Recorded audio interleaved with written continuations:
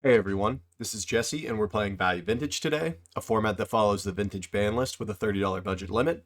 Today I'll be playing through a league, 5 unknown decks emulating your normal Magic Online league. These players came from the Value Vintage Discord and are taking decks that they would consider for 1Ks. You can find a link to the Discord in the description. They share local events while also hosting online tournaments. Today's video is a deck that many of you may be familiar with from other formats. Merfolk has been a mainstay for many Eternal formats until recent years, but that doesn't mean that we can't play it in Value Vintage. In fact, as of recording this video, there's still roughly $2 in budget available for this list. Although a bit pricey, we have 3 Aether Vials and a set of Vodalian Hexcatcher. The rest of the package is relatively cheap. Master of the Pearl Trident is the next most expensive card at 37 cents a piece. The sideboard features some straightforward answers with Spell Pierce and Soul Guide Lantern, as well as Vapor Snag to stay ahead on tempo. I have 2 Mistcaller for Degenerate Strategy, sneaking creatures in play, Energy Flux for Thopter Sword mainly, and Kapala for any mid-range control matchups looking to slow down our game plan. If you're looking for Value Vintage content, please consider liking the video and following the account. Let's get into the games. Alright, now we have a match against Clamilton. Regular on the stream. I think I'm gonna, or on the channel, not the stream. I think I'm gonna mulligan this just because it's a little slow. We have no 1-drops and it's not too proactive. Okay, this is not good. I think 1 land would be fine, but mulligan again. This is almost identical to the first hand, but we will keep it. We'll bottom these 2.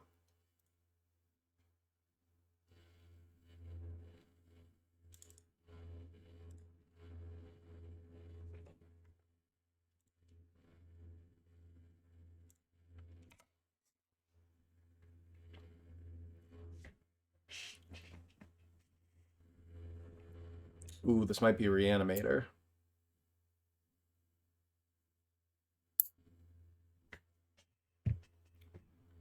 Yep, so not in the worst spot because he is at 14, so we might be able to race this.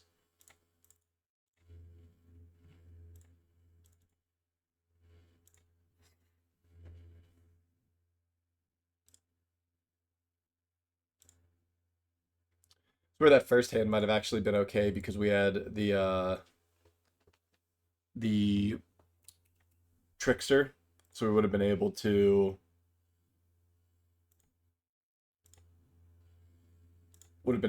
tap it down for a turn.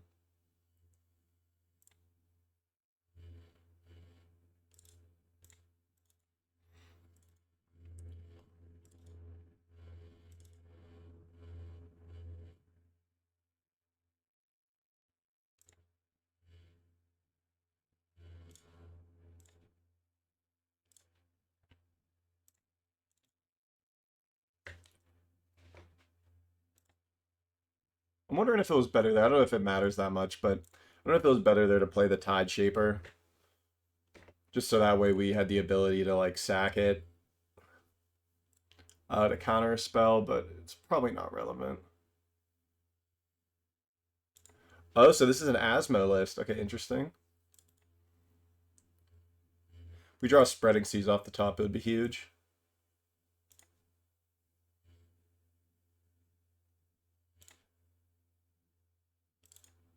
Okay, Trickster's also really good. Let's do some math here. So we don't have a lethal here, so I think next turn I think we just leave this Trickster up so that way.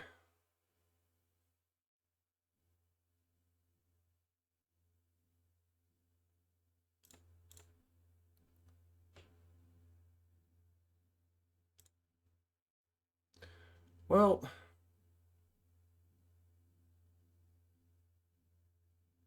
actually no, it's probably this. So we do this.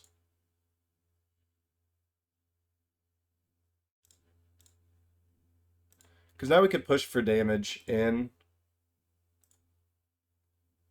We take him to 2. And we can't block the Troll. So we do lose to Bolt, but we can at least block Oval Chase.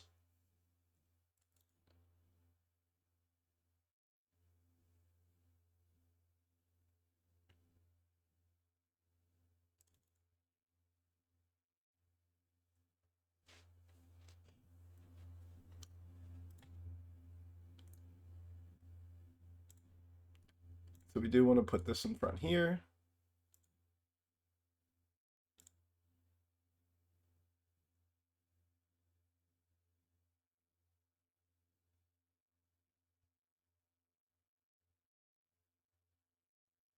Oh, interesting. We might die here then.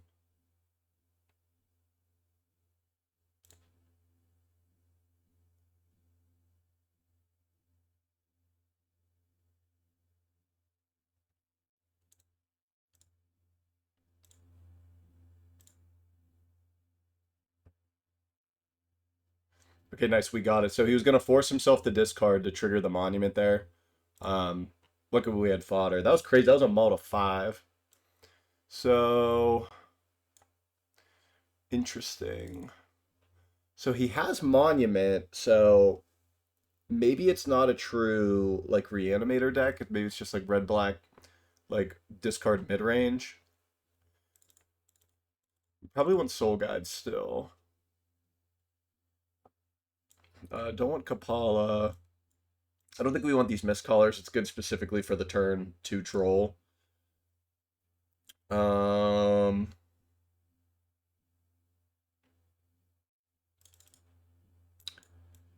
Maybe it's just the 4 Soul Guides.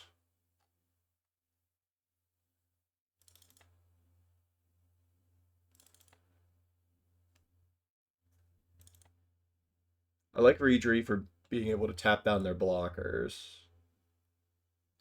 Asmo might be a problem, though. Killing off our guys. Maybe it's Spreading Seas.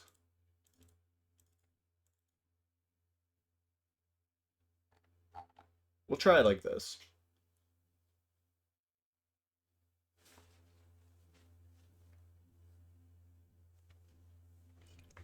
Alright. Can warning. Alright. Man, I really don't like these hands. Like, this hand's okay, it just seems kind of slow. I think I'm gonna mulligan it.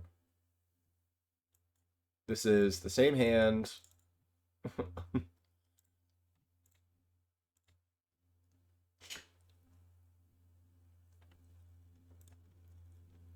Looks like a turn 1 Asmo, potentially.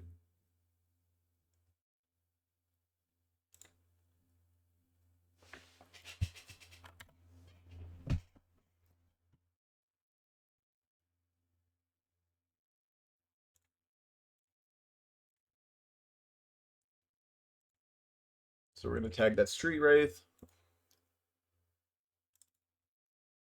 This Asmo will be annoying for a little bit. Yep. We at least have the Lantern if they go to set up the Oval Chase Daredevil line.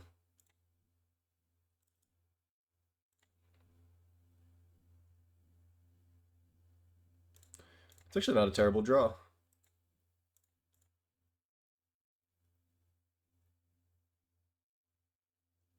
Because now we can bounce the Asmo. They will get to cast it again. But it's going to cost them a card. They'll get to find another cookbook. Ooh, Monument's kind of annoying.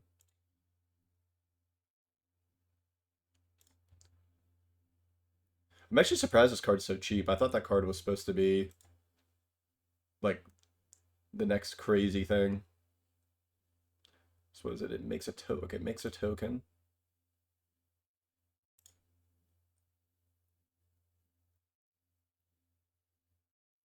Gets to Asmo, sure.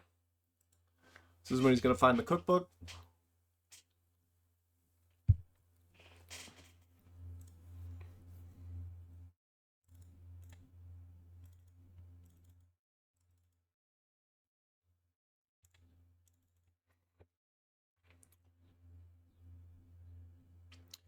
I know this trade won't happen, but we'll see if so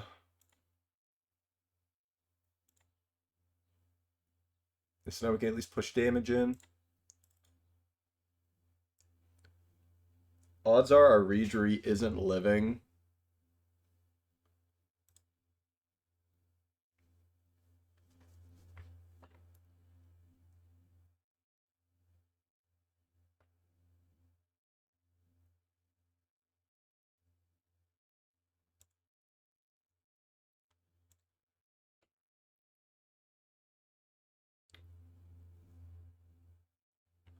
Yeah, so this Regery dies.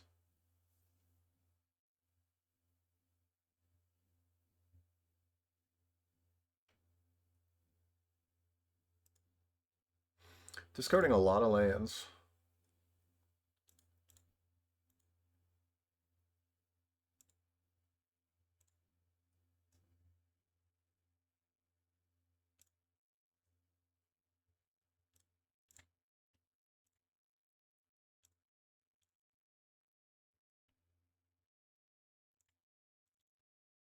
No point holding that up for Flash because we're going to be attacking with it this turn. Or not attacking with it, but... Is our guy getting removed here?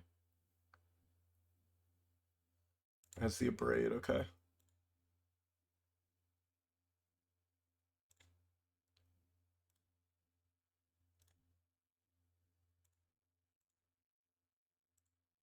think the order would have mattered too much there. Because he still had 1 mana open, and we're not going to, like, lose 2 guys to get him to pay that. Alright, losing our Regery. This is when you discard a card? Yeah.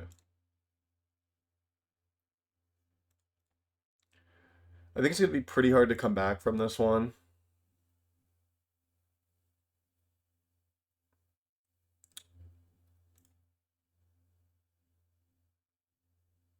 Just the Monument engine with Asmo is pretty absurd.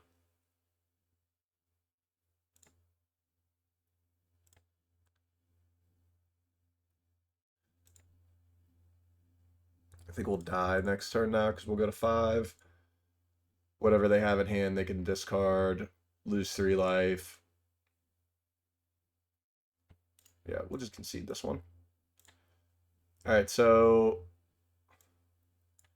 I think we do want Energy Flux.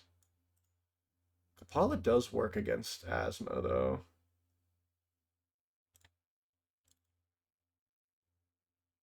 It wasn't like he needed to use a lot of his mana that turn, though. I don't think we need Spreading Seas. We could Vapor Snag, but then he just gets more cookbooks.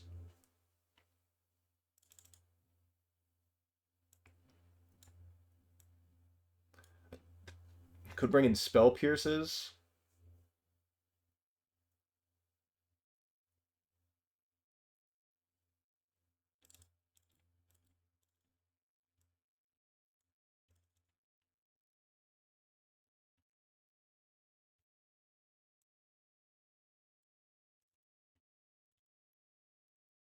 So I think I want to cut Lanterns and keep Pierces in.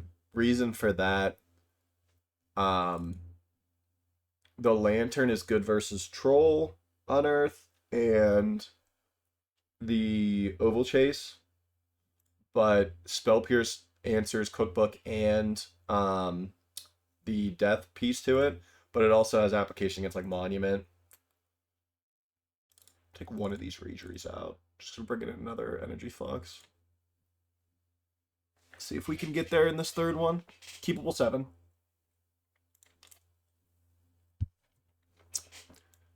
Yikes. Oh,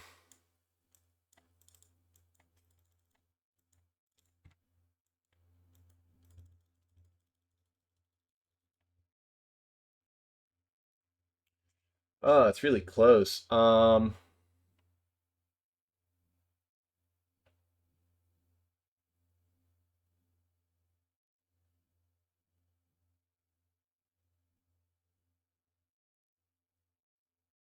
We're gonna mulligan. I think it's too risky. This hand is fine. Put one of these guys on the bottom.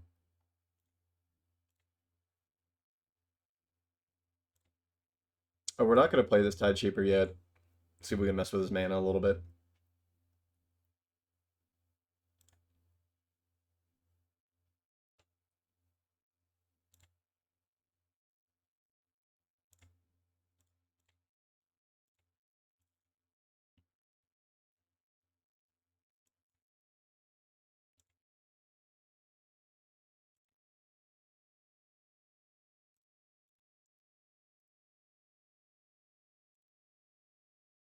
This isn't the end of the world because if this is a death on this troll, we do have the Harbinger.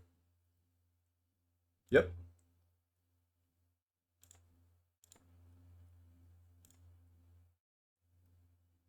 So now we can do is we can set up this energy flux.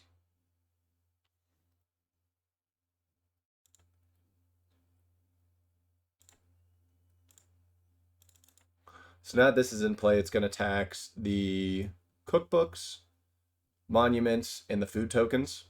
There's the cookbook.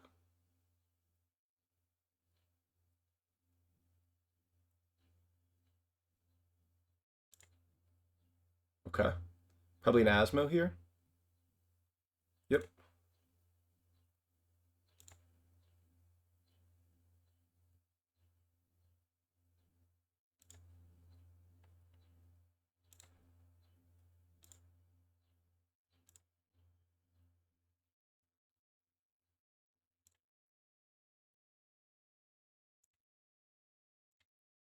So we'll do this now.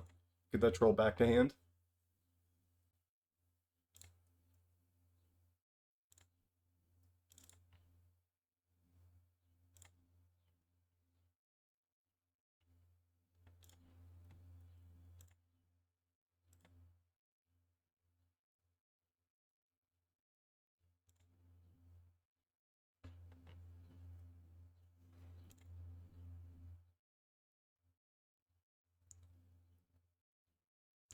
So this will probably be discard a card, make a food token, make my Tide Shaper blow itself up. So you can unlock his red mana.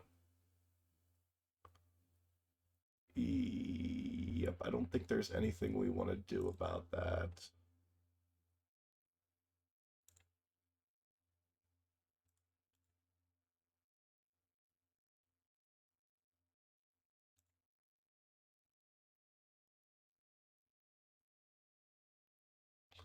Interesting, he gets rid of the cookbook.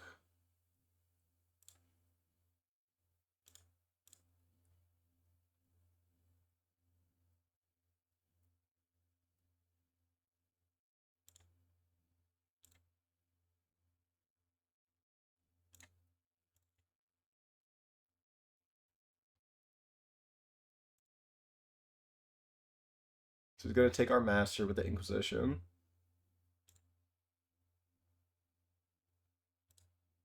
So he has Troll Unknown in hand.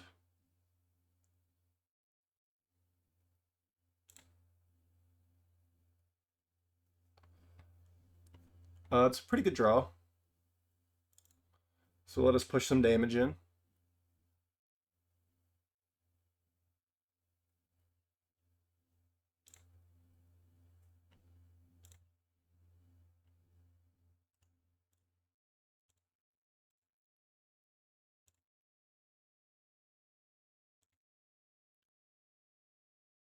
Probably losing our Lord this next turn. This should be discard another card. And then kill my Lord.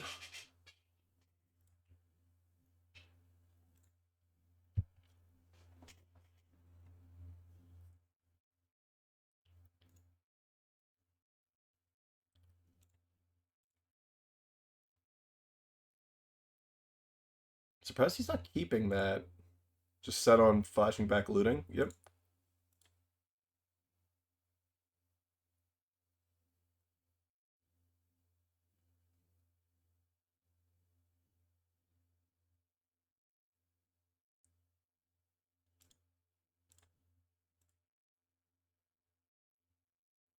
Alright, a Lord off the top would be good here. It's exactly what we needed.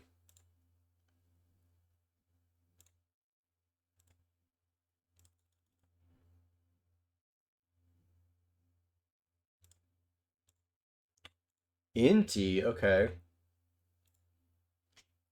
Inti's a little stressful.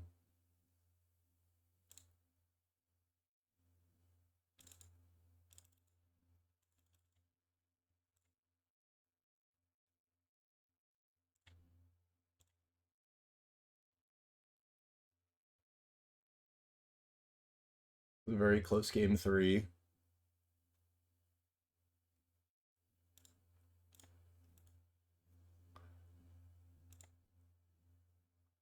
Cycling Troll isn't too bad for us.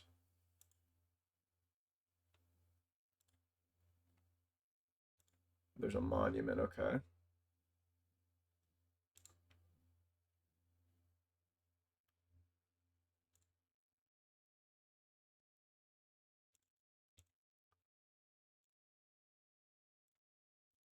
They're gonna have to pay retail on this Silver Gill.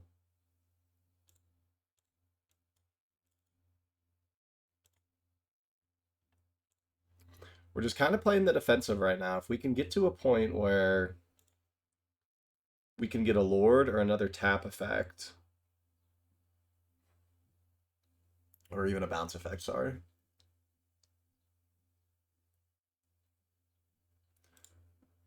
A Sibelian would open this game up.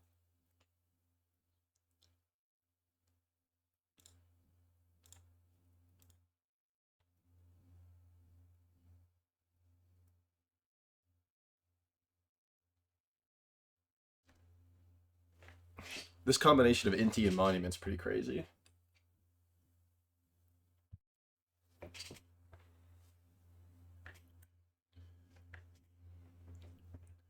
Interesting that he's making a treasure token,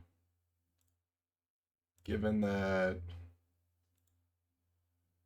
Anger of the Gods. Oh, jeez.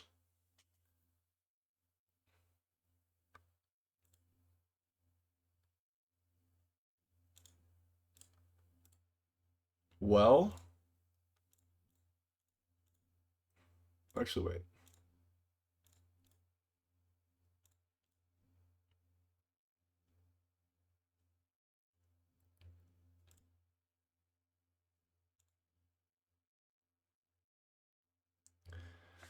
So we're doing this so that way the anger's bad. Would have lost our board. Into then he would have kept the Asmo if we don't. Rejury isn't terrible.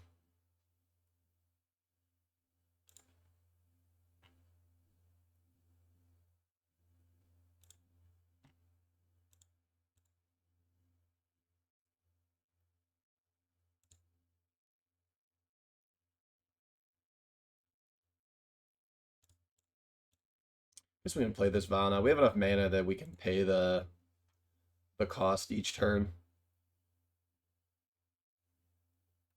The only bad draw next turn would be we pay for the Vial and draw a Rejury, because then we won't have the mana to pay the reveal.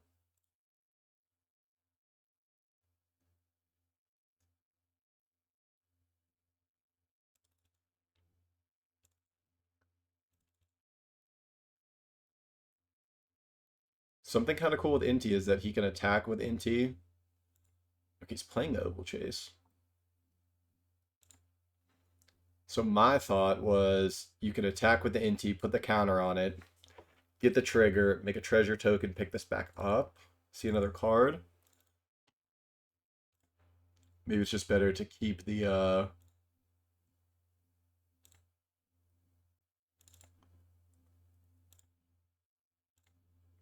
get the body in play, that is.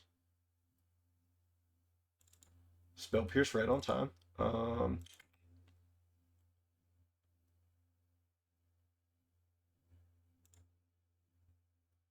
Kind of back on the defensive now. We really just need Merfolk off the top, like additional creatures now, so that way we can um, tap down his blockers. So this looks like an Oval Chase. It's going to be coming in.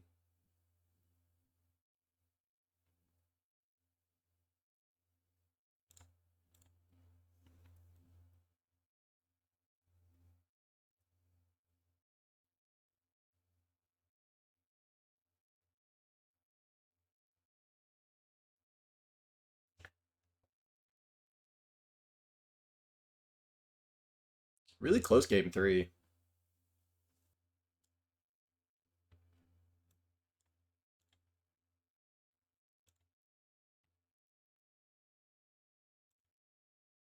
Here's another monument, okay. We probably don't want to block here, because we need to try to end the game.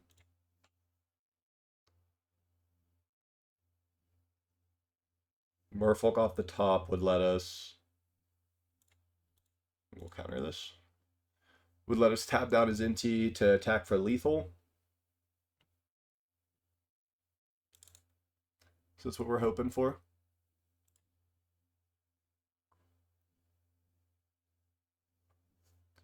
So I don't think we're going to pay this.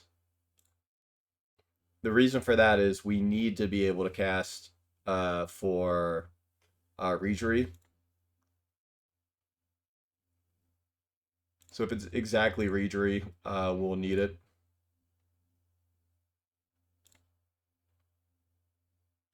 Or not Regery, I'm sorry, but this also works.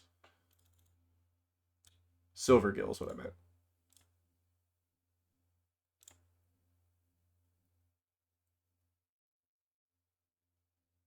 All right, GG to Clamilton. I hope that top card didn't matter, just because of whatever that monument bug was, but definitely a really close game 3.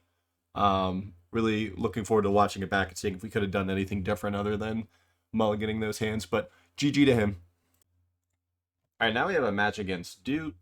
Doot is a friend of the channel. He co-casted the MTGO event that we ran. This hand is close. I think on the draw it's a little too risky just because we're really dependent on our second land, and he has Aluris, so he could be a mid-range deck with Inquisition. We will keep this one since it has Vial. Bottom one of these Spreading Seas and keep this. So we'll lead on Vial.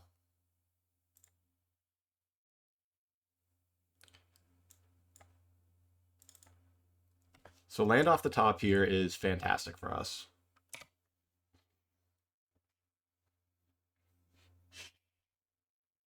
Okay, so it looks like red-black Luris, if I had to guess.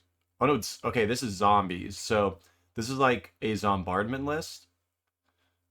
Well, actually, I believe it's playing Bombardment. I know he's been on red-black zombies. Okay, so we missed the land drop, which kind of sucks.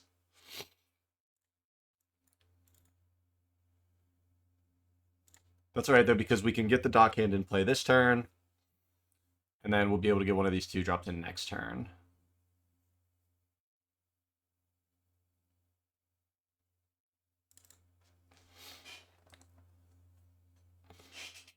There is a chance just with resource denial, depending on what he gets in play, going like Spreading Seas and then tapping his guy or his ruins.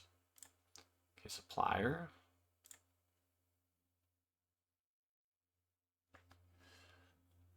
The one thing that kind of sucks is, oh, he's got a Gravecrawler too. Okay.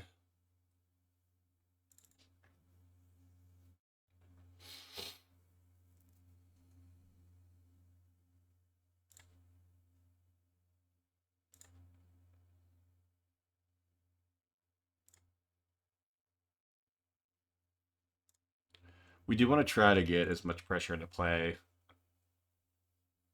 as quick as we can.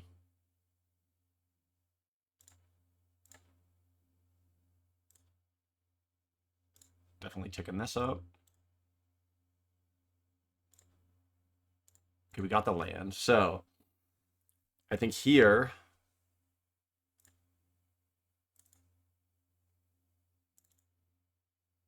I think we still just attack here. He can't block with Gravecrawler, so he could block with Supplier. I'm not sure if that's something he wants to do. It's good to kind of test the waters, I think.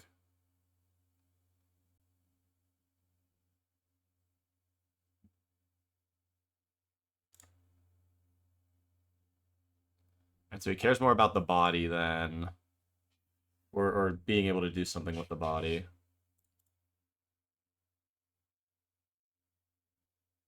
Inquisition. Okay, so I think we're going to do all of these things right now, then.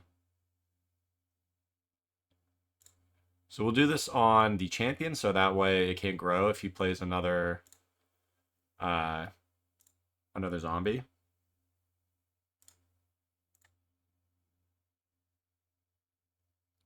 So should be taking our Regery here.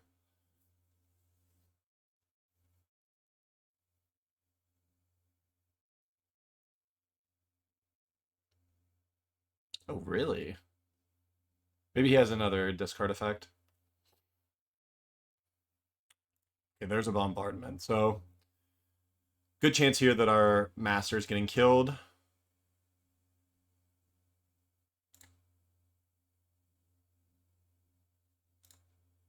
Now that we lost the... Oh, Master's good too. Okay, this is actually really good, because now what we can do, we can kind of pressure this Bombardment. So he knows we have the Regery. What we're going to do is we're going to just cast this Master, growing the board. If he wants to respond, he's going to want to shoot the Master now, and then we have the Regery, so it's kind of difficult for him to do anything in response to that. Being tapped out and only having access to the Bombardment. So... yeah, we should let the first one resolve.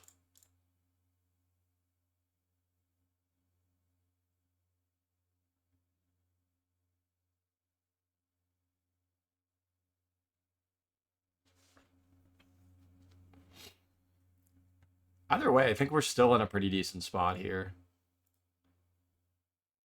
Even if he kills this Master,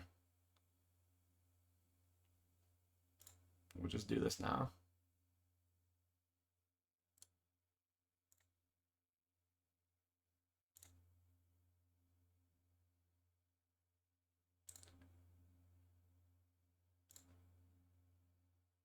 So he could sack the champion. Yeah, I was about to say.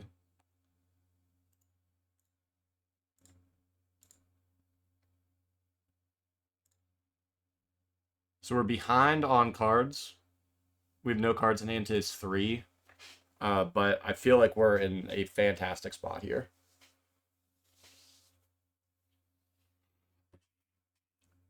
He could kill one of our lords, and we still have multiple things with 3 power.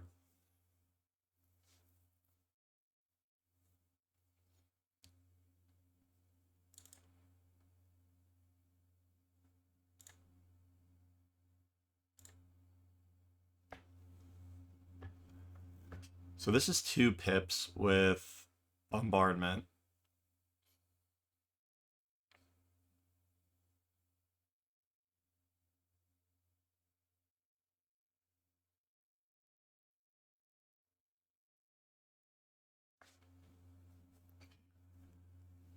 He could still get back Gravecrawler. He has...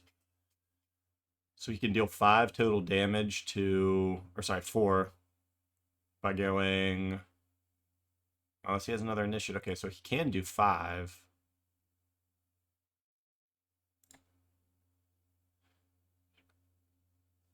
Yep. So his line is probably be defensive here. Can't block with a Gravecrawler, but can block 3 things, then kill another guy. Maybe we get lucky and we can draw a Lord. The Lord probably just does it. We are not going to go up anymore.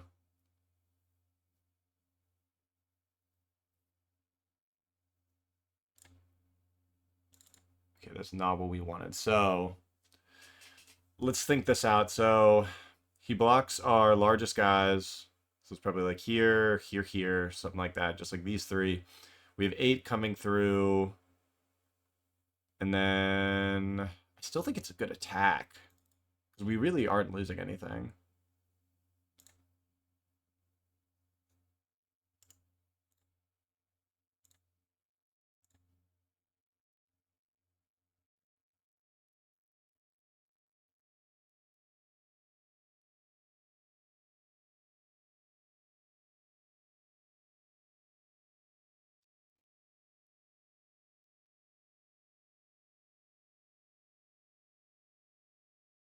I guess we lose 2 things out of the exchange, but... right, 2 things, because this gets blocked, and then he goes like, sack, sack, sack, kill this. But we still have so many bodies in play, then.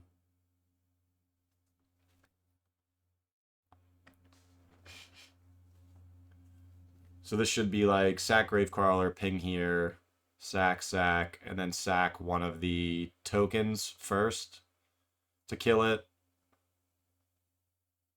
And then he'll have 2 blockers back still. I don't know, I still feel pretty good.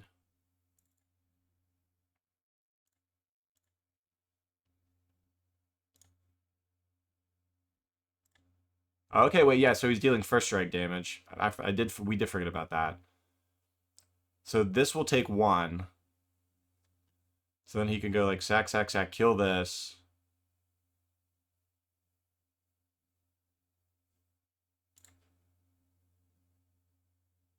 Just got 5 total damage, 3.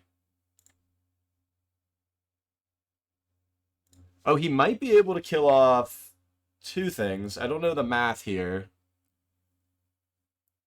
Because these will both go away.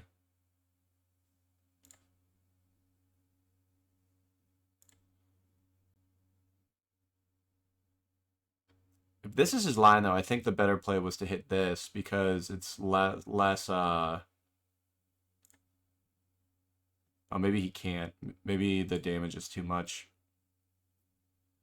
before the Lords. Also, I'm dumb. He takes the Spreading Seas because everything has Island Walk. It was definitely more correct.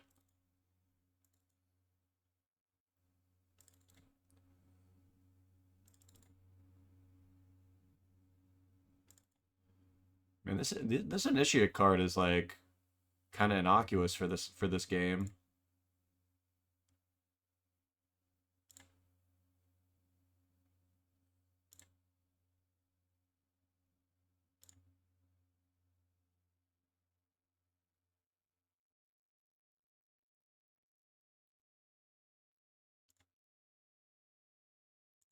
Okay, now damage is gonna happen, and we're gonna lose the Lord.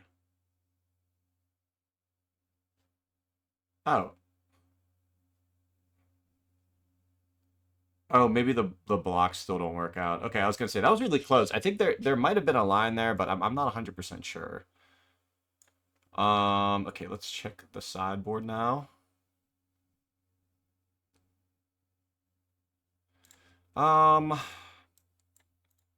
So he has Gravecrawler. Gravecrawler's pretty good against us.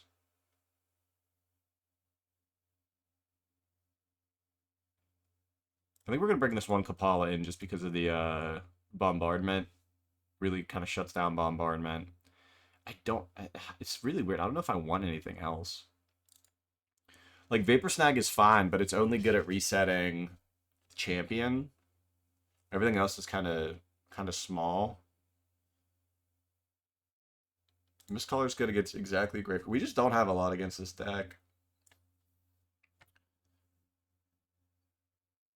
Soul Guide Lantern is fine.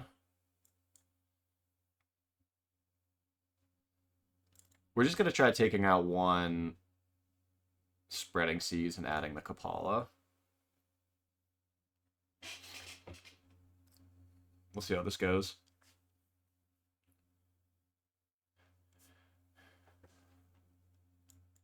Alright, we will keep this one. Even if he has turn 1 Inquisition, we have 2 draws to get the second land. And if we really want to, we can just Tide Shaper on nothing.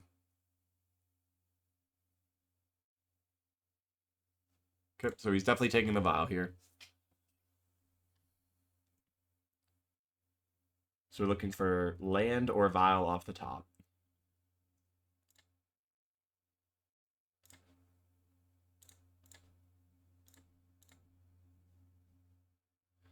Insane. Okay.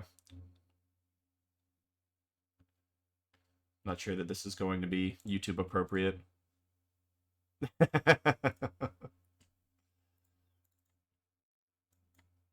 That's super fortunate for us. Like, well, let's not even lie.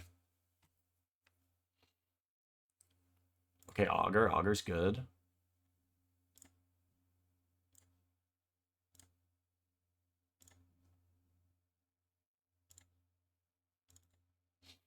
Okay, so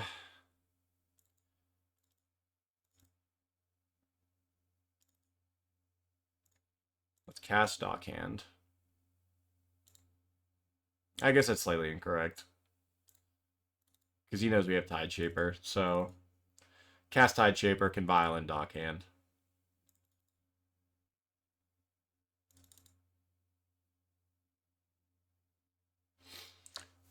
In a really strong spot if we can draw the island. Next turn we go Spreading Seas. Spreading Seas this. We'd have Tide Shaper and Dockhand in play, then put a Master in, and then hit for 5, because this grows from them having an island.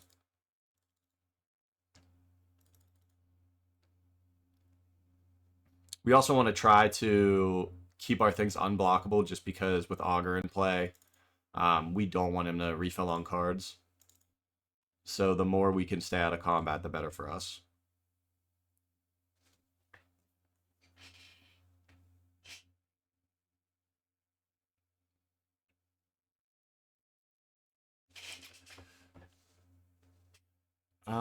I don't think we want to restrict his mana at this point.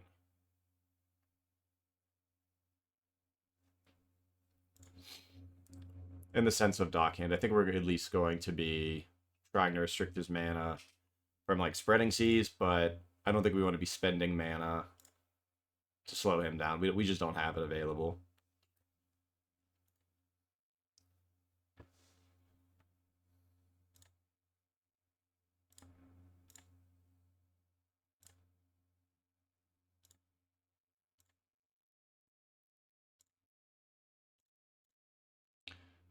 Just double check the verbiage on here. Return target. Okay, so it has to be tapped. So what do we want to do here then? I think we're going to start... We definitely want to restrict this mana a little bit. We have Violon 2. Okay, Reejerey.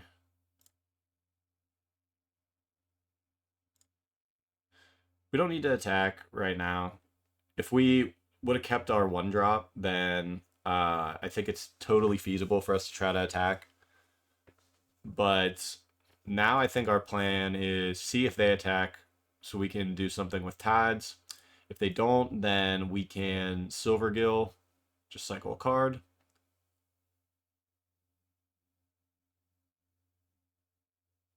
And there's mill 3 cards when this creature dies. Okay.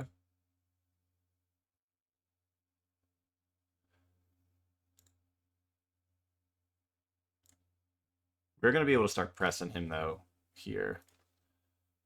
Just getting a couple lords in play. That is one that we don't want a Harbinger. So we are going to let that come through.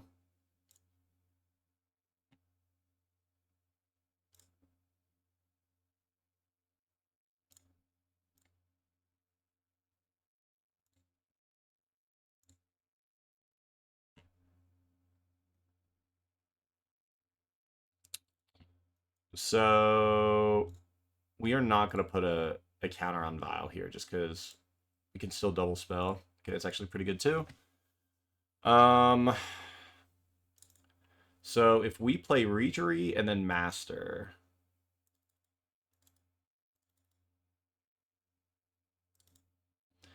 Or maybe it's just Spreading Seas, his land. His other land. He's restricted to black, so he can't Bombardment. Well, he still can't Bombardment. He doesn't have it.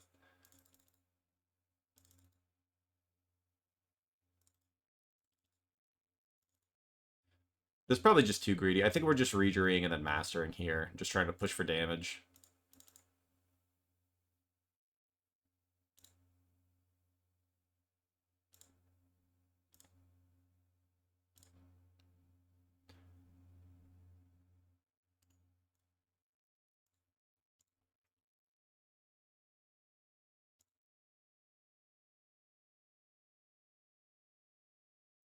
So now at this current, so we are tapped out, but now at this current board, we're representing lethal. He has to kill off at least one of the lords. We're not at lethal range, so we're in a safe spot. Yeah, I mean, it just, I think we're just in the best spot we could be right now. If he goes for a swing in, it actually can benefit us because we can clear out some guys. He'll still lose life from Augur. So even attacking is kind of an odd spot. Okay, feed the swarm, so he's going to take 2. Our stuff loses the unblockable, which is important. Let's see what he does here.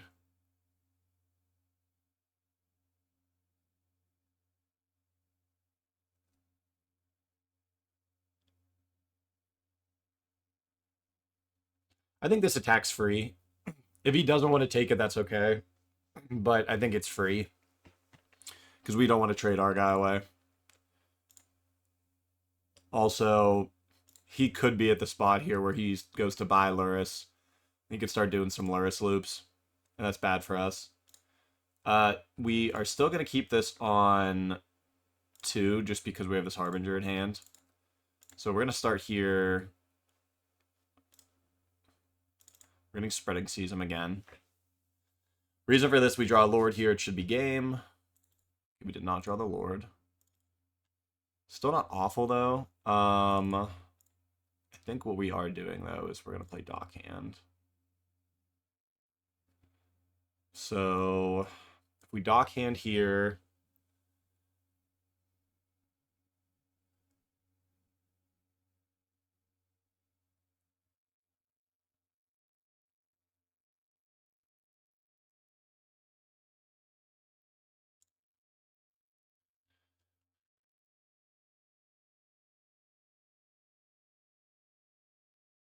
I think we want him to keep this in play. Because we want to make it more challenging for him to block. We're going to send both of these. We're going to keep back our Regery. So you can choose to double into this.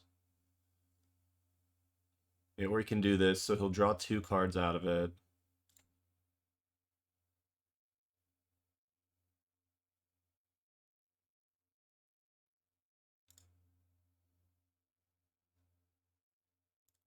I could pick up the Initiate. Or, no, okay, you didn't pick up anything.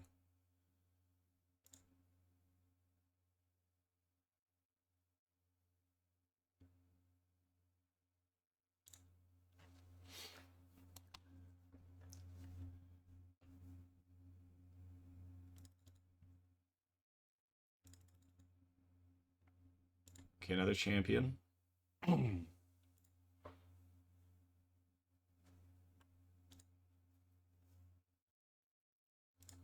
So that Gravecrawler is going to just attack every turn, so it can keep trying to grow the champion.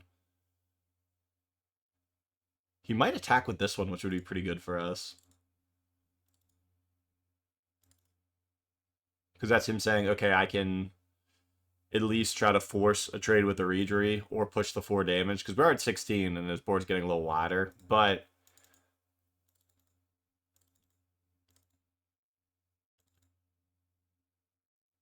we actually probably let that happen, then bounce with Harbinger. Because then this champion stays as a 2-2.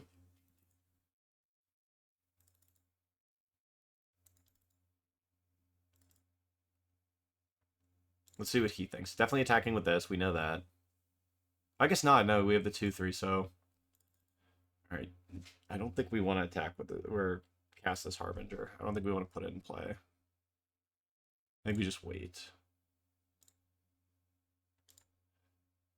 We're still going to keep this Violon, too. Just because of Harbinger in hand. Not exactly what we wanted.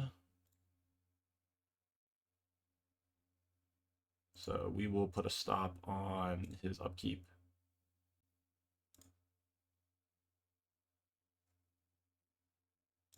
So no good attacks here. We will lock this down, so...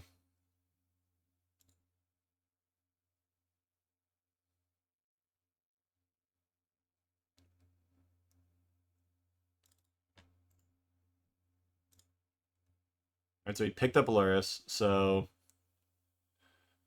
He still needs another black mana to be able to cast it.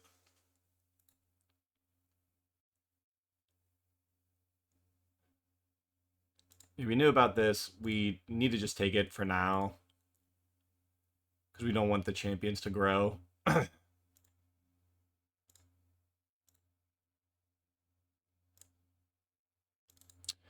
Okay, Trickster is really good. So, do we just shove here? Is the question, because we can go. It's gotta be. It's gotta be shove here.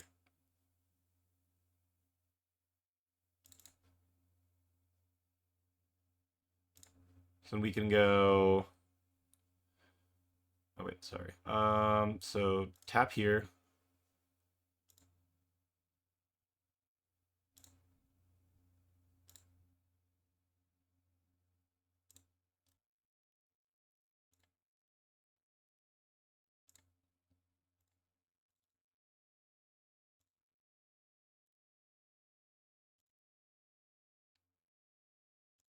Put that down. It's probably the GG.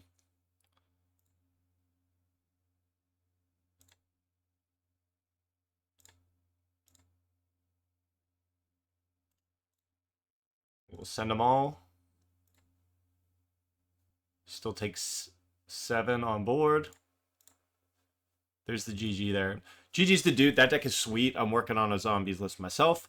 Also pretty sweet to see, you know, zombies versus Merfolk on the channel. So GG's the dude. Always a friend. All right, now we have a match against Senna. Senna is, I would say, a regular on the videos.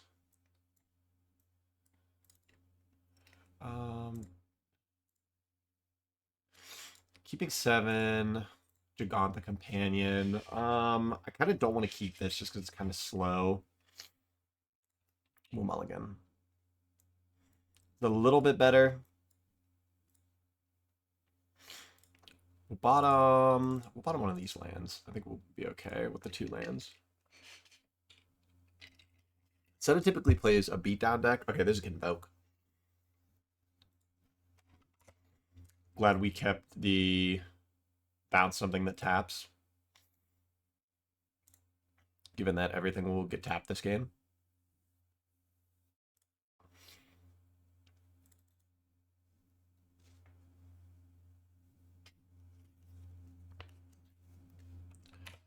Alright, Rebirth.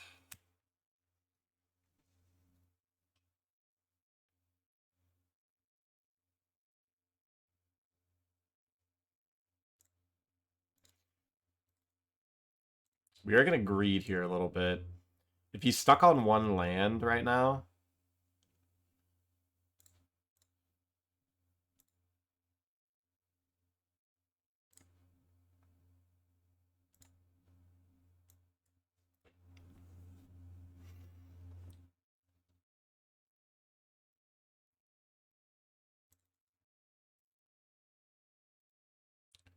I might be stuck on mana still. This would be pretty big for us, so a 1-drop off the top would be really good. And he probably doesn't want to attack him because my guess is that there's a 5-drop Convoker in his hand. Okay, Rejury's really good.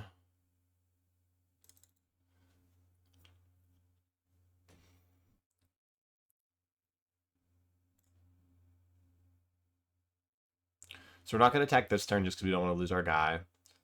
Next turn looks like... Next turn looks like cast Master, untap our land, cast Hexcatcher.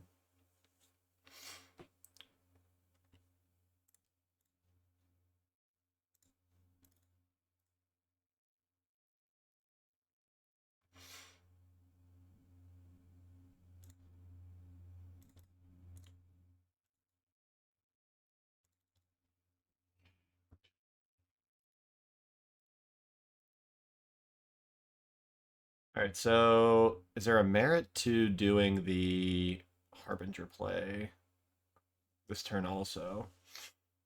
Because we can get... I think there is, because we can just kind of get lethal in play.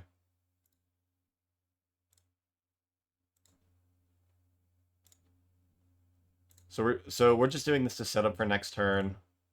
It should be really difficult for him to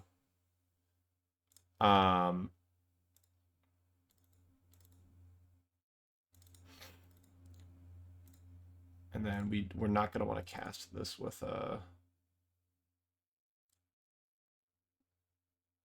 So untap this.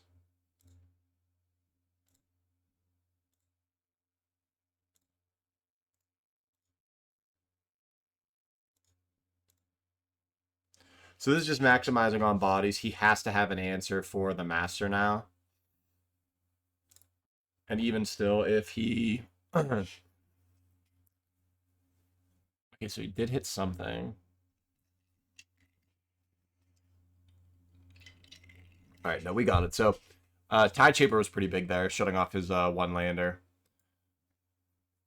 All right, so I think that we want Spell Pierces, and that's probably it. So Mistcaller doesn't do anything versus him. Vapor Snag is pretty bad. He goes wide. Not a ton of artifacts. Kapala doesn't do anything. We don't want Soul Guide Lantern. All right, so then what do we want to take out?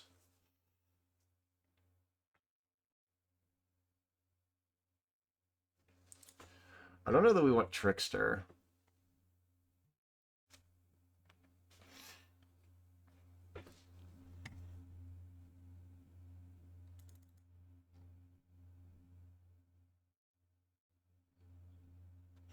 Dockhand's actually pretty good because it's just a 1-2, so it can block forever. I think I kind of want to cut these Tricksters. Might be incorrect, but... I'm just thinking he goes kind of way too wide. To me, the only thing that is worthwhile hitting is the big guys. This hand's great. The only thing about this hand is our Spell Pierce stock goes down a ton.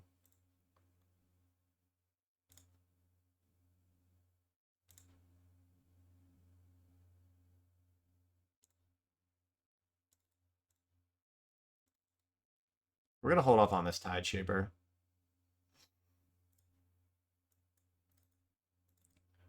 I think it's realistic to say that Convoke will keep mana light hands. Yeah, there's the Demolition. So if we had the Spell Pierce here, it would be very good, and outside of it, it's losing a lot of stock at this point. Okay, but he has... He's down to 3 cards.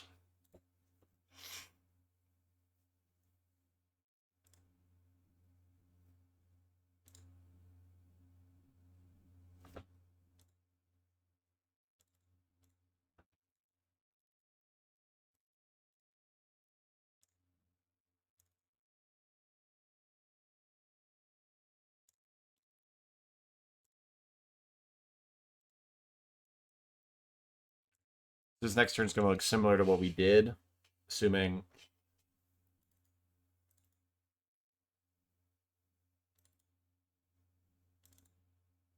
So it should be like Regery and to play a couple things.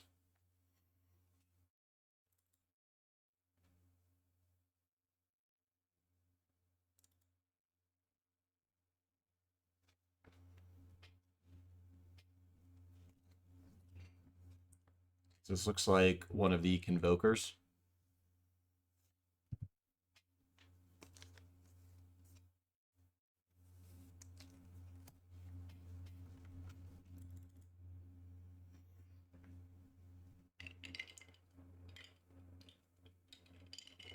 Oh, wow. Okay.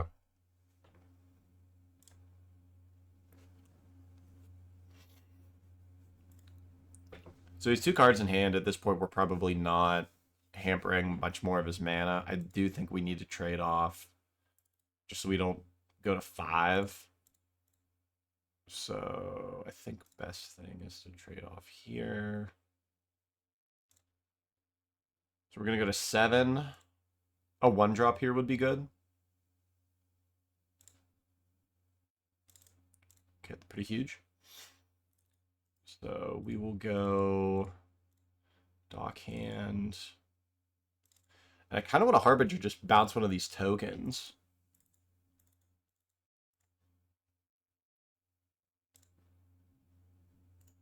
Make sure that this card's old. I wanted to make sure. It didn't say like non-token. I also say that card's old, like Origins' crazy amount of time ago. Let's actually figure this out while he takes his turn. Magic Origins, 10 years ago. Oh, that's not good.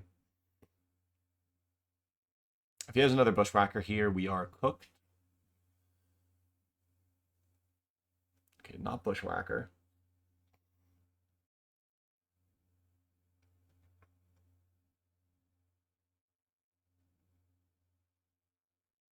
What is this?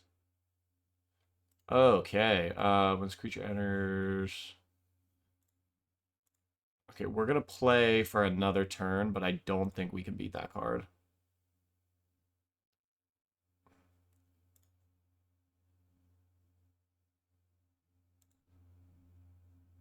Yeah, no, we can't. All right. So we'll concede this one. All right, so... I still like the Spell Pierce plays. I think we're going to cut these Spreading Seas now, though.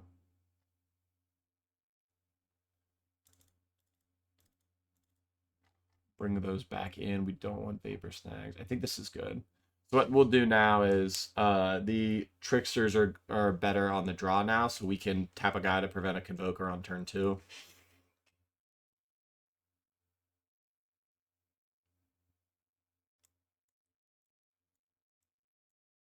This hand's good.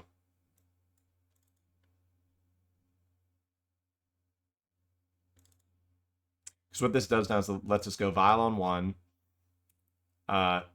On turn 2, if he plays a 1-drop, we can go in their upkeep, Trickster it, and then still put the Dockhand in play. This is going to be a really aggressive start from us this game. Now, one play he does have is he could go Gleeful Demolition on turn 1 on our Vile.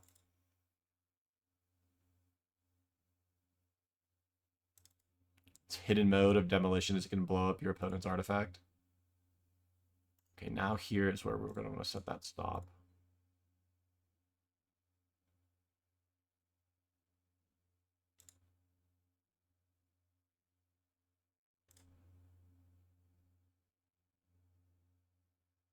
It's kind of unfortunate that he has the Ornithopter because now we can't... We can still do that line, but it's not as good.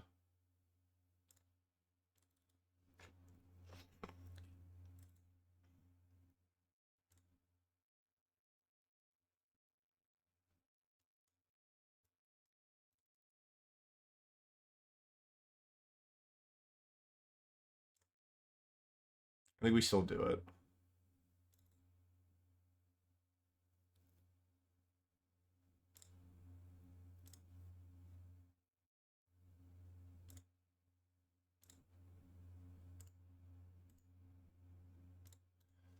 And this is just to restrict his mana for the Convokes. He can still go blow this up, make his guys Convoke. Was he cycling? Okay, yeah, so he could still get his Convoke.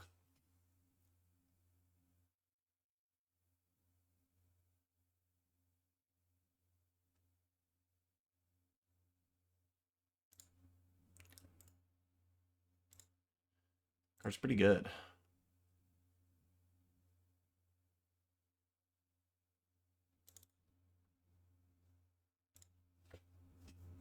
This thing's a 3/2 also.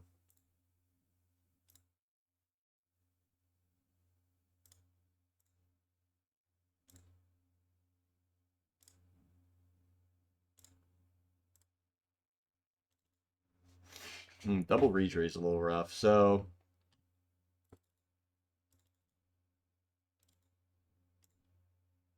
We're definitely playing this Master now. We have Harbinger available.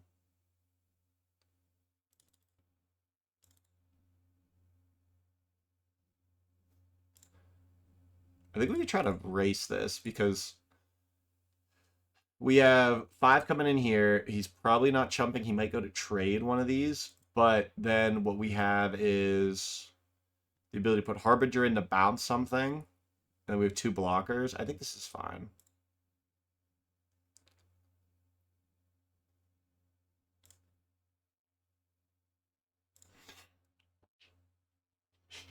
I think we definitely want to eat those elemental tokens if we can. Ooh, Embereth is really bad for us, so we need to make sure we can clear off the board.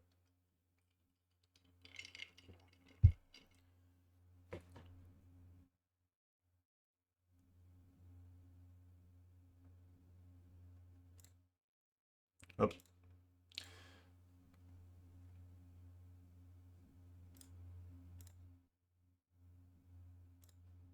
So we're going to bounce one of these tokens.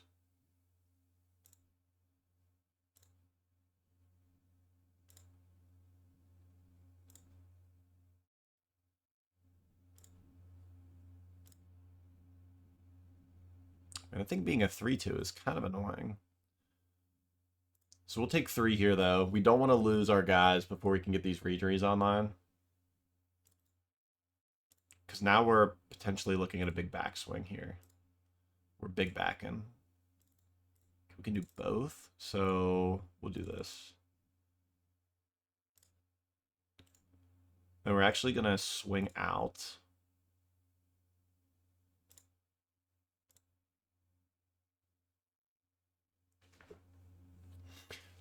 So this isn't lethal. I imagine you have to at least block in some capacity.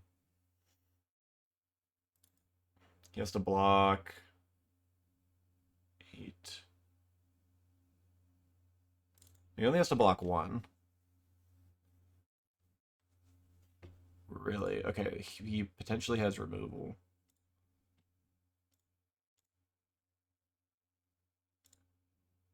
Oh no, just didn't have removal. Okay. Well, sweet showing from Senna on Convoke again. I know he's really working on the deck for a while. Super sweet cards too, like Awakener, card you don't normally see in other formats. So GG's to Senna. Always appreciate it. All right, now we have a match against Hadel. Hadel, we've played against multiple times in videos, normally playing a little bit of Degeneracy. With that being said, we're going to mulligan this hand. It's just a little land heavy and doesn't really do anything. Now this is the Hadel hand right here. We're actually going to bottom one of these lands.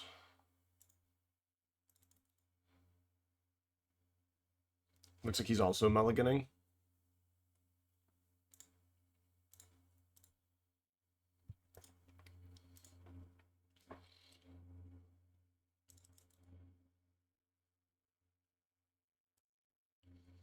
This might actually be some fair magic. At one point, he was playing this Necro list, like this Necro Dominance control deck.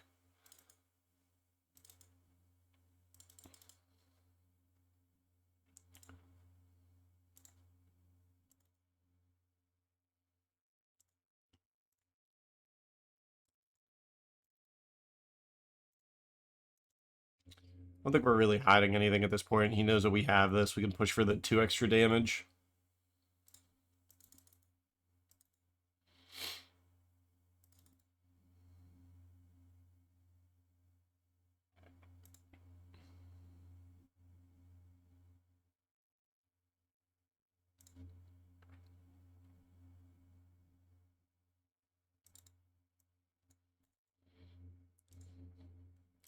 All right, we're going to start this by just attacking. Seeing if he has a response.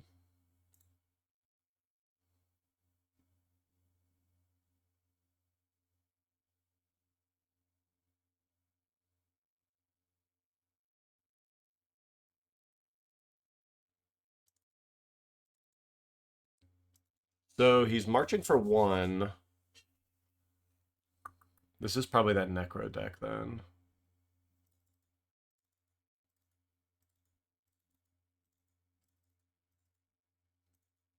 I kind of want to trade the Trickster because it's not going to get a whole lot of value here.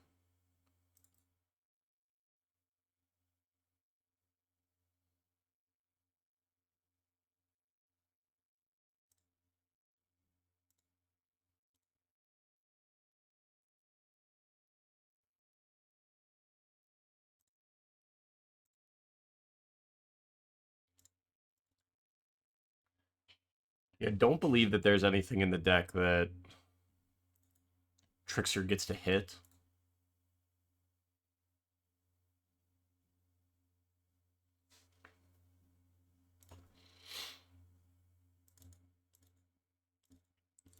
This might look a little odd, but we're just gonna play Dockhand and then Tide Shaper not kicked. Well,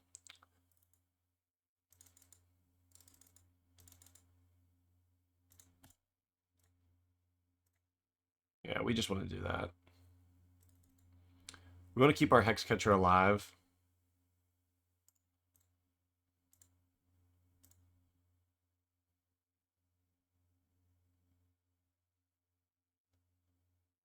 Right, push, we could double sack, but it's kind of bad. Maybe we just let it be.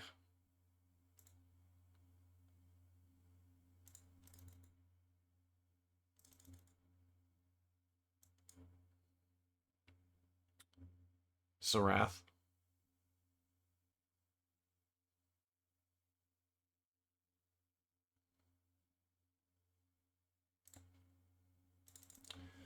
It's not in the best spot now.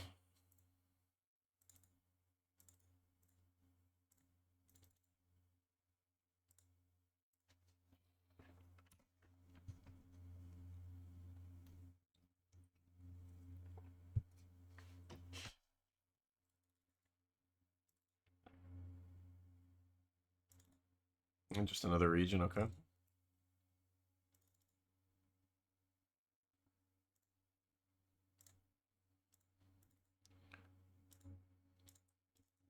This is a pretty sweet pickup for that deck just because it is a sweeper that can become a threat. Okay, we're just going to play this now.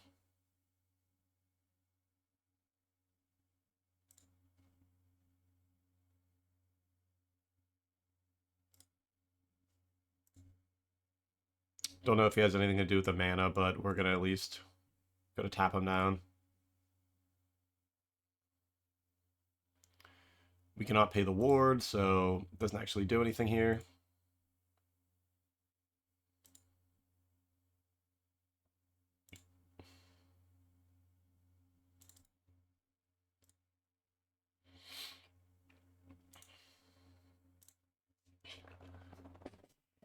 Something that I do like for this deck with the addition of Regent is that it could just sweep our board without killing it. Obviously, we're smaller than Regent, but we're smaller than Regent, so we wouldn't need to put as much mana in. But if we would hit another Lord, Phyrexian Arena.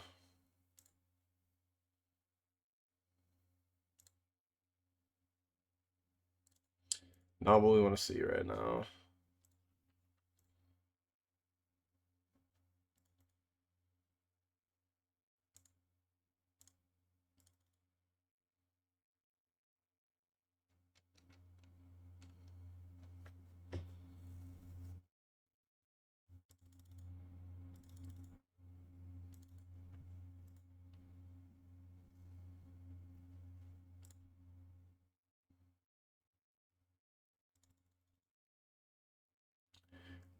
I think we give it like 2 more turns. If we can't draw any more pressure, we just keep drawing islands. We might just concede. If we have 3 islands in hand and he has 6, 7 cards with the 4/4, I think it's hard to come back from there. Let's look at Professor. Yeah, Professor Onyx.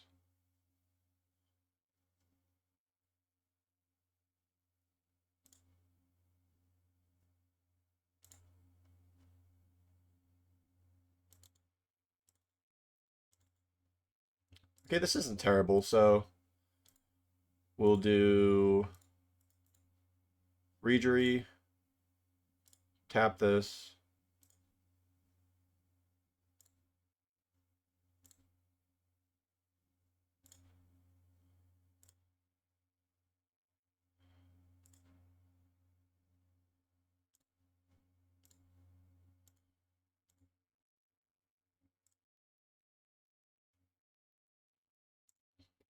We're just going to keep holding on to these islands in case we draw more Merfolk to tap the Regent.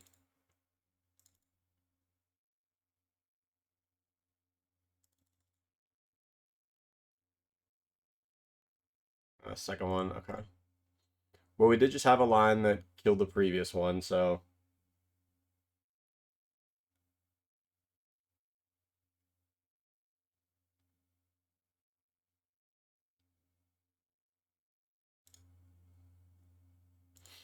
This is probably going to do it, though.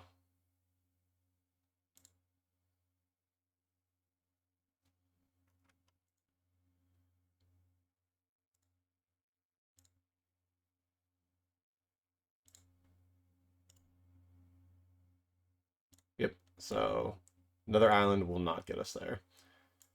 All right, so I do like the Kapala and the Spell Pierces. I think this is all we want to bring in. I don't like the Spreading Seas. We're not really attacking their mana, and he doesn't have a ton of blockers outside of the dragon. At least previously, he only had the dragon. One more card to cut. It's probably a Dock Hand. Actually, it's probably Harbinger. Just because there's not much for us to bounce. Trickster's okay. It has Flash. It could tap the guy, but there's nothing else we really want to bring in from the board. So we'll run it like this. I'm sure he brought in 4 sweepers / targeted removal, potentially more. This hand looks good. This is also a hand that I don't see holding on to this Tide Shaper. Just probably playing it early so we can set up the Hexcatcher next.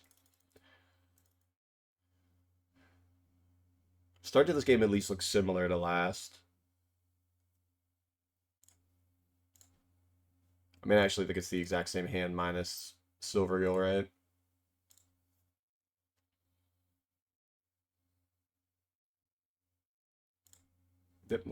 This is him probably taking Hexcatcher or Silvergill, maybe.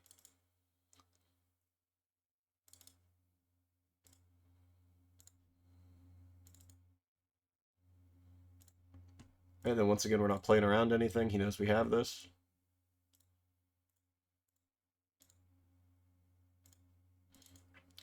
We also just want to do this to set up a Spell Pierce.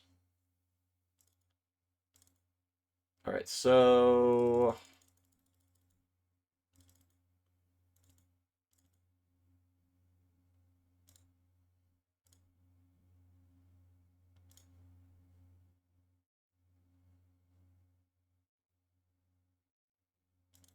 we want to keep our Hexcatcher around at least for a little bit longer. We don't have any more Lords in hand. That's a good draw.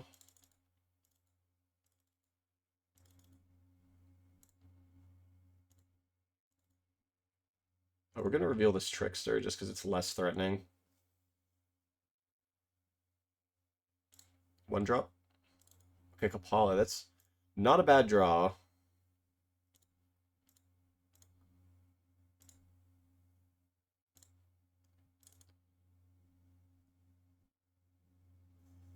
So Hexcatcher Kapala gives us a little bit of... Okay, we'll see. We want to get rid of this. Let's make sure that this is not in our hand. Okay.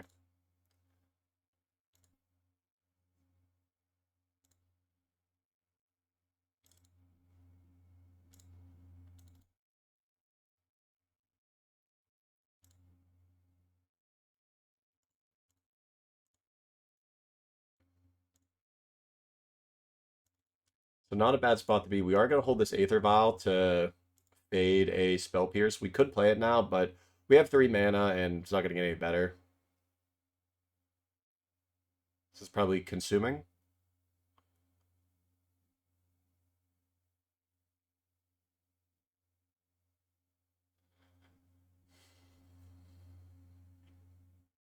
All right, so if he's consuming here, what we're going to do is we're just going to sack it to sack it to itself.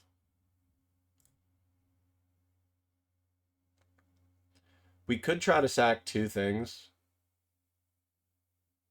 Oh, he almost paid for it. That would have been gas. Um, we could have tried to fight over two things, but okay, not too bad.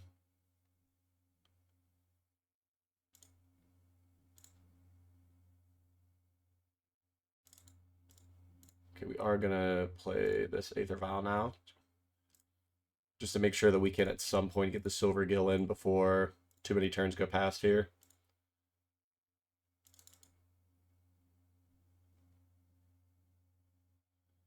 There's a lot of mana.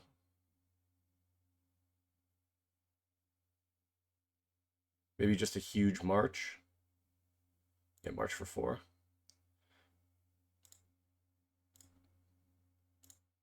So definitely doing this.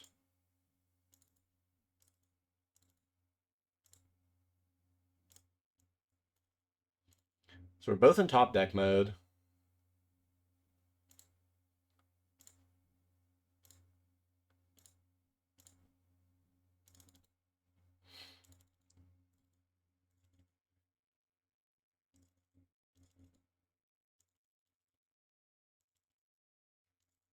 This is kind of weird. I don't know which is more correct. I think it's correct to just play Silvergill.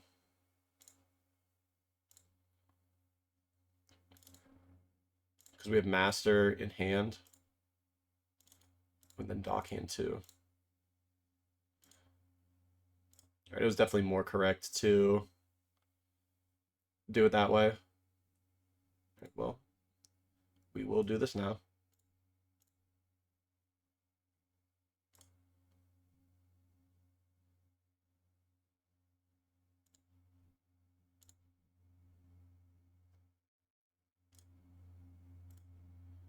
We're going to keep this on 2 just because more of our... Ooh, that's pretty good.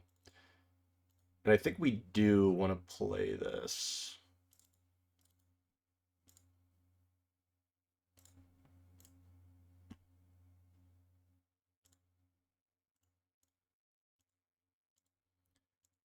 So we take him to 1, and we have multiple things we can sacrifice if he tries to Wrath. We can also sack anything that's targeted. Oh, he's going to kill himself. It's not even fair.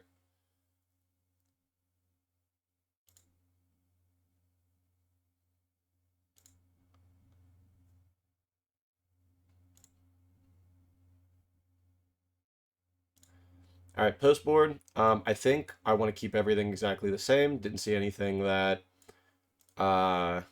we would want to change. Hopefully Spell Pierce on the draw is still okay.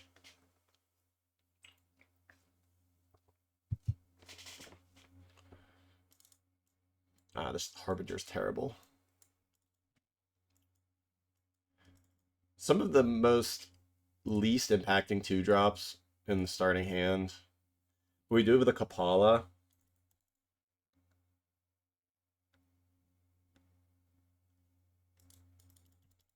It also forces him to take the Kapala with the discard spell. We're going to keep it. We don't have a 1-drop, which kind of sucks, but we're on the draw. It also, yep. Turn 1 discard all games is a strong place to start for a mid-range or control deck. It's probably the Kapala. Really? Probably a Wrath in his hand then, would be my guess.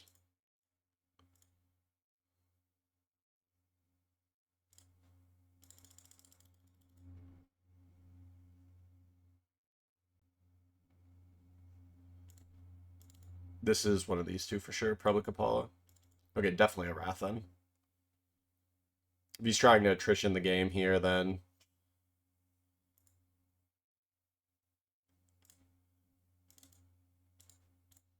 Okay, Reejery's good for us.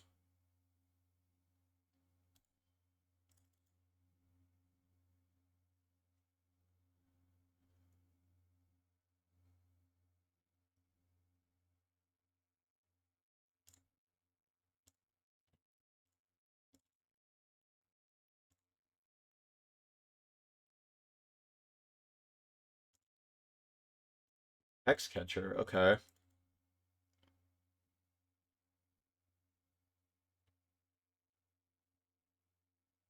Odd spot of our mana, though, because we could get this Hexcatcher in play.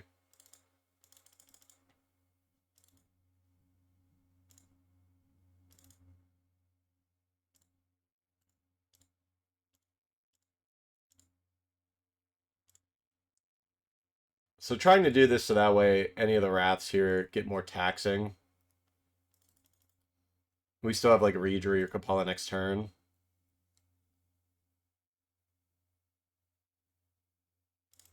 So he wants to get both of us out of all the cards in our hand. I think I'm fine with this. So we'll discard...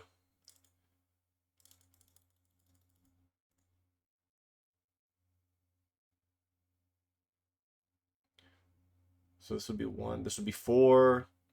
Up to 6. I think I want to do this.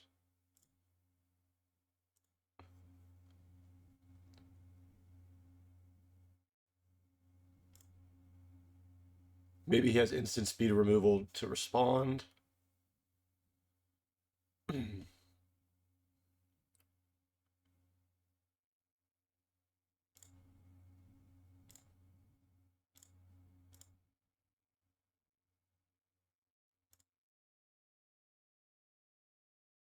And so now we're both top decking. This Velen here would be sweet off the top. I think that's how the name of that card is said. Ooh, another Hexcatcher is really good too.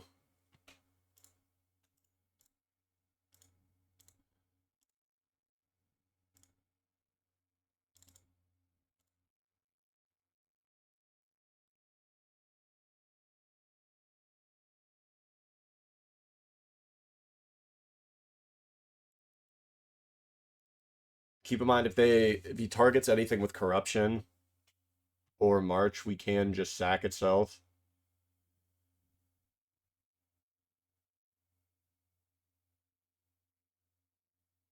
Okay, looks like a big March.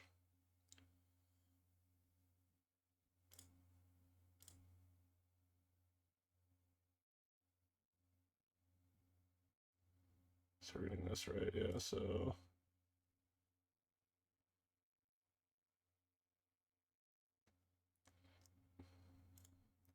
Even though that is our largest threat, we just want to stop him from getting that life.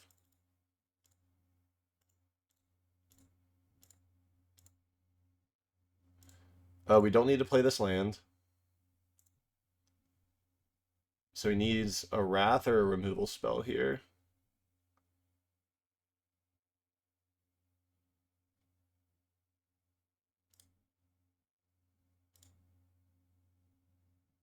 So we'll make sure that we are sacrificing the right one.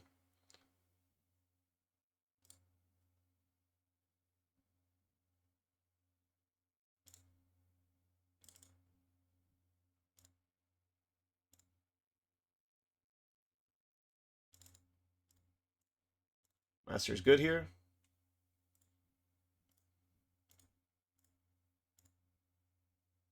So I think we have it here because he could draw something that's targeted removal that gains him a life.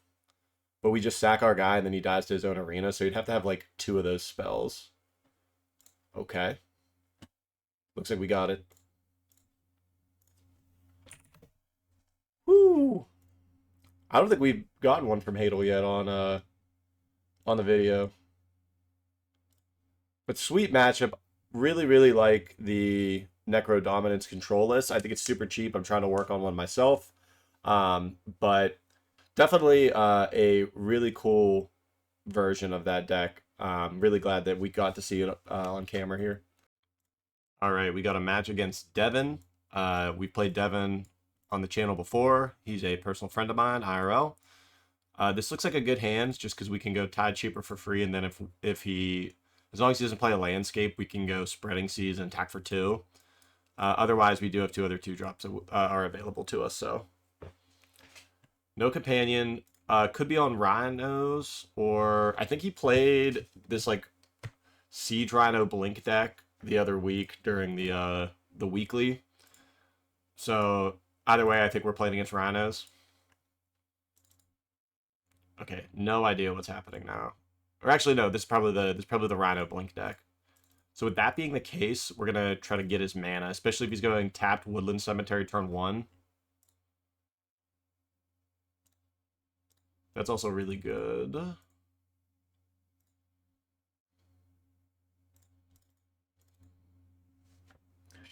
This next turn I think is just going to be Reejery. We'll just set up Reejery and then just try to play as many spells as we can in a turn. Got a really nice Azorius mana base over here.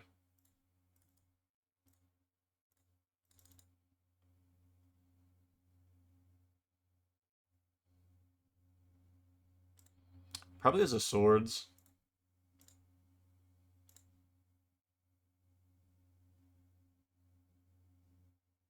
Okay, no Swords. Felia. This can blink my stuff, right?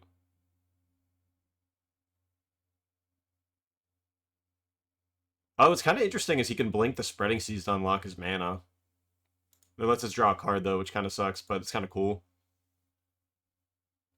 Pretty cool Esper mid-range deck.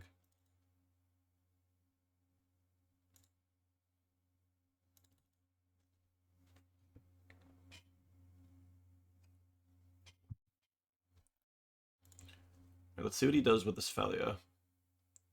We're not going to block here just because we want to be able to do our things that we can with Reejery. If he ends up killing it, then that's okay. But we want to force him to use his cards to do it.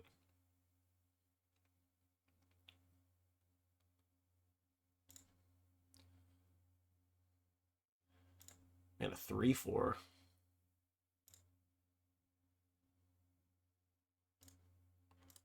So we're just going to keep restricting his mana as best as we can. Okay.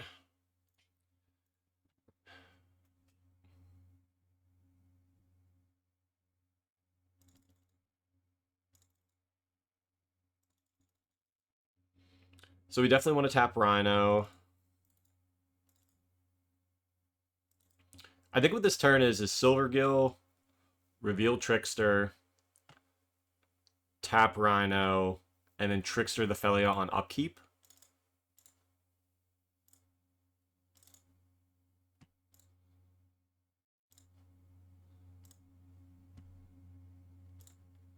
Because we don't want him to be able to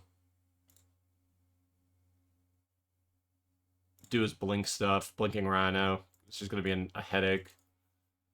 Yeah, and then we'll just do this.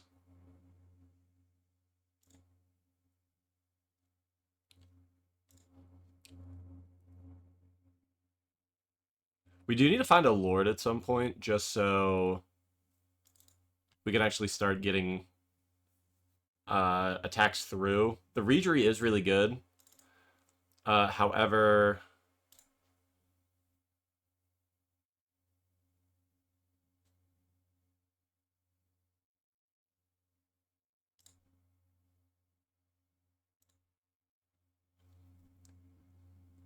we could just like run out of things to tap or to trigger it to tap.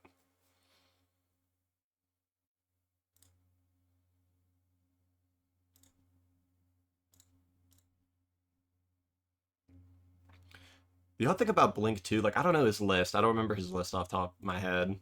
Like I don't know if he has like Cloud Shift or anything, but that could like reset a blocker. Hex Catcher's pretty good.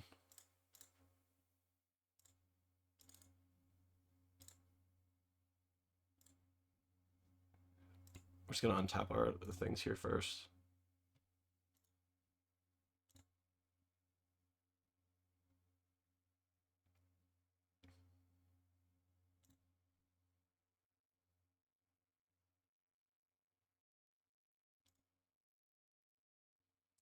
He's got to have something. I bet, I bet he has the...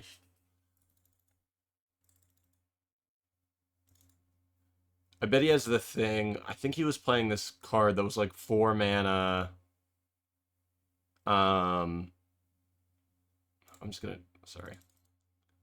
I'm like thinking and talking at the same time.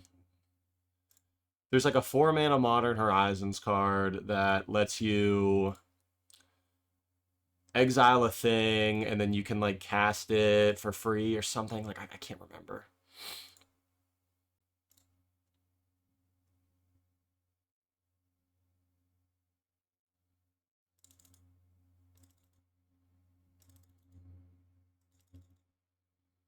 Okay, so he does have Cloud Shift. So, all right. So here's what we're gonna do. We're gonna let this resolve, and then before blocks.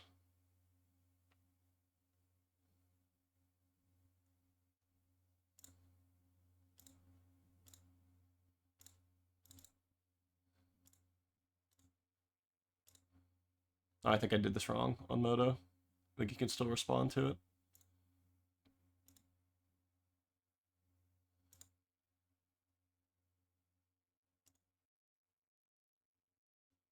Okay, maybe I didn't do it wrong, but all right, pretty close one. I think really hurt against mana early was pretty crucial there. All right, are these miscallers about to be the sickest they've ever been? Let's find out.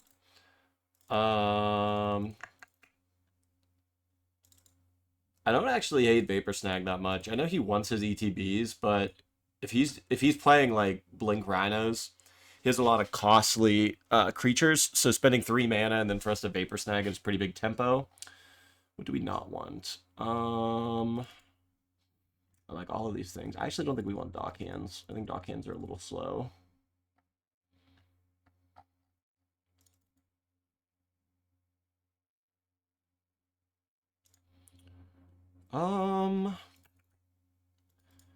Hex Catcher might not be that good. It's kind of undersized. Maybe we'll just try cutting one of those. We'll run this one.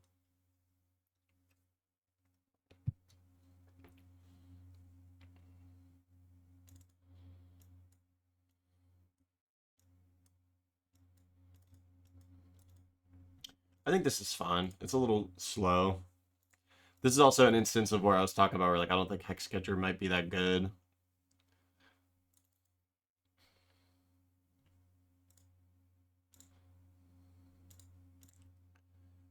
All right, well, let's get this into play.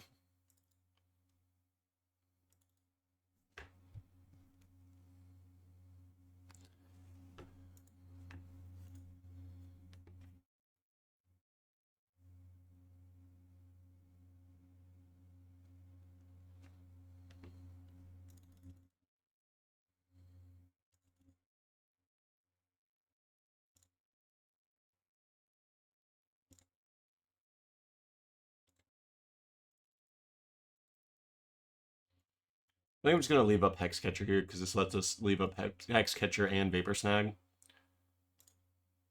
We don't want to attack into Ophelia.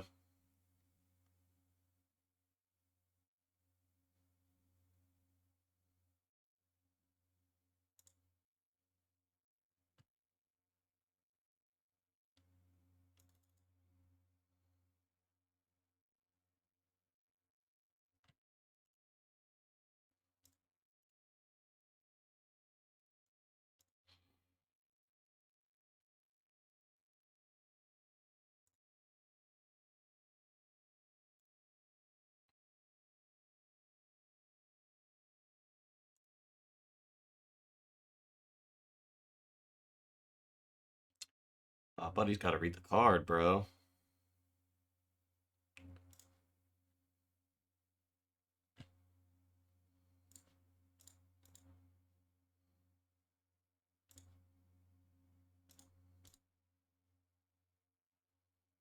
So should exile the Rhino.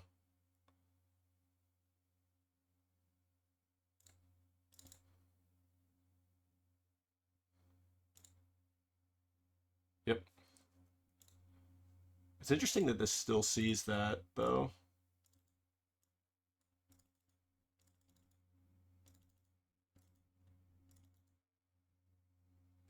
So I think we care more about Trickster and Vapor Snag here.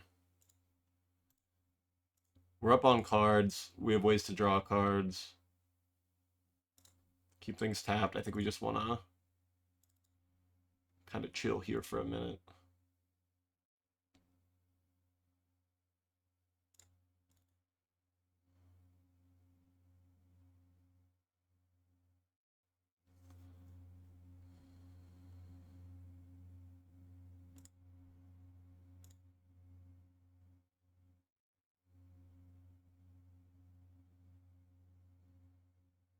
If he doesn't play another guy, yeah, this Vapor Snag's a little bad because we don't want to tap this and Vapor, so we don't spend 2 cards on that. He can just flash it back in. His mana's not restricted. Honestly, here I kind of just like read or like smash.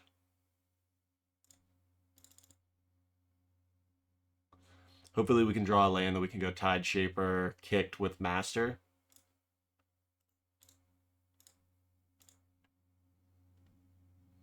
Could have another flash thing. This is the best part about VV that's also kind of odd. It's just like, I have no idea what's happening. Like, this is... Okay. Alright. Into that.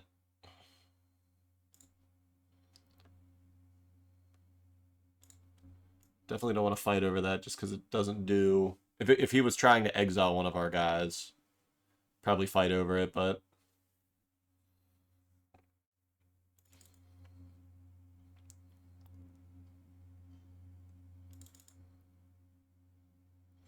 You can do the sick line of Felia, exile Trickster, enter, tap your guy. Whew.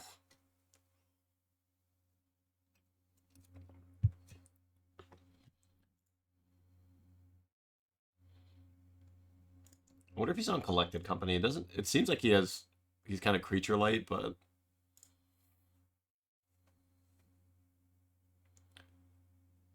this is definitely sweet to race though, just because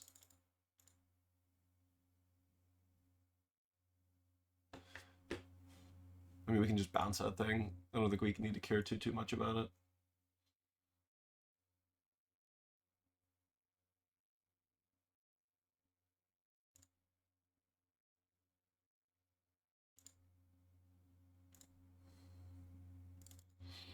All right, so we're gonna start with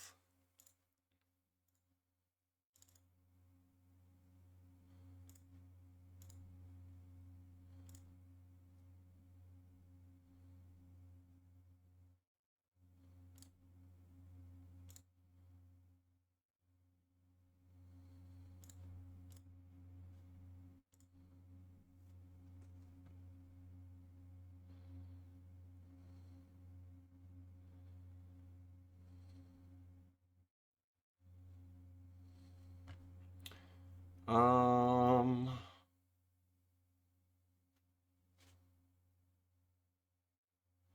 how much do we care about this? I don't think that much. Our hand is still all juice.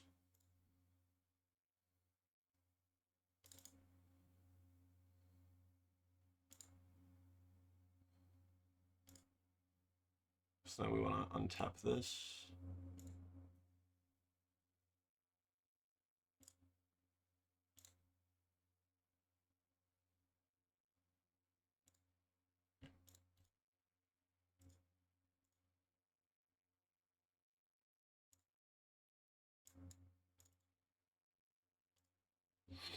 We're gonna leave up this Vapor Snag just so that we can do it start a combat on the Felia.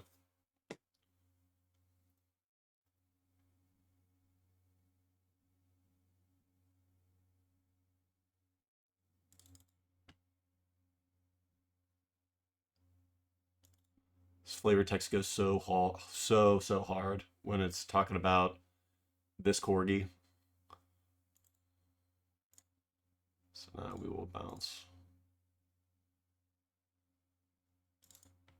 This creature is inadequate.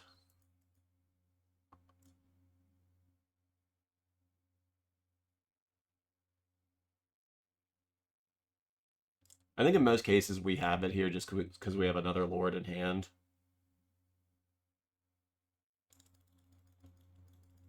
Because he has to deal with this, which he might have something, in fairness. I can't imagine this isn't a Swords to Plowshares deck. He's got a lot of fast lands, too. Good mana base.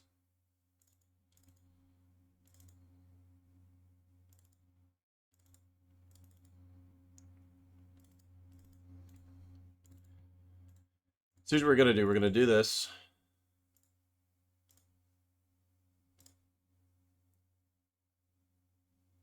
This is just to have additional Hexcatcher copies in play.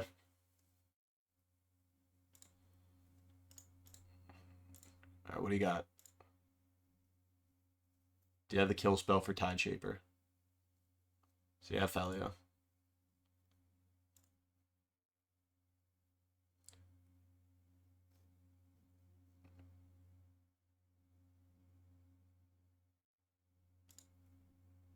Okay.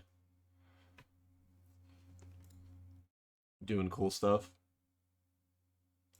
Still should be in. It's still more than enough though, unfortunately. Actually, let's hit him with the tap that. Hit him with the still had all these. And there it is. Sweet deck from Devin. I know he was talking to me about the Rhinos list. Definitely cool. I quit. Definitely a cool deck, but I think the mana denial piece to it can get a little tricky, as well as just trying to be a little bit bigger and attacking in. The incidental life gain was definitely a thing. I mean, we were at 9, but we just got super big where he couldn't keep up. But always a pleasure to play Devin. I know that we'll be talking about this one for a minute. To end the video, our final record was 5-0, beating Asmonument, Zombardment, Convoke, Necro-Control, and Rhino Blink. It's a pretty exciting video for us with the first 5-0 for the channel. Hexcatcher was the MVP of our matches in my opinion, and I was also incredibly surprised with Mara Regery. The tapping and untapping was very relevant in a lot of our games. While we didn't end up playing any of the more common decks in Value Vintage, our opponents were definitely bringing powerful strategies in our matches, with some that I'm actually looking to explore further for myself. Even without playing against some of the established meta, this deck looks great to pick up for anyone familiar with the archetype, with some safe budget cuts through Aether Vial and Hexcatcher if needed. If you liked the video or have something you wanted to share about the league, the recording, or the gameplay, please let me know below. Thank you guys for watching, and I'll see you next time.